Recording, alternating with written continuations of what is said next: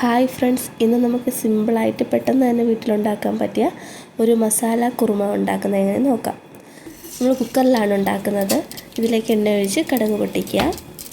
പിന്നെ ഒരു 2 cup carrot medium സൈസിൽ അരിഞ്ഞത് അത് ഇതിലേക്കിട്ട് നന്നായിട്ട് യോജിപ്പിക്കുക. ഒരു 4 ഉരുളക്കിഴങ്ങ് അത് മീഡിയം സൈസായിട്ട് അരിഞ്ഞത് ഇതിലേക്കിടുക. പിന്നെ എരിവിനാവശ്യമായ പച്ചമുളക്, പിന്നെ നമ്മൾ കുതിർത്ത് വച്ച കടല 2 കപ്പ്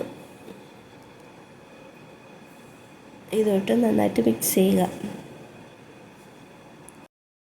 അതിനുശേഷം ഇത് വേവുന്നതിനാവശ്യമായ വെള്ളം, അതായത് നമ്മൾ ഇത് മുങ്ങി നിൽക്കുന്നത്ര വെള്ളം ഒഴിച്ച് ആവശ്യത്തിന് ഉപ്പും ഇട്ട് കുക്കർ അടച്ച് വെച്ച് ഒരു 5 വിസിൽ വരുന്നവരെ വെയിറ്റ് ചെയ്യുക.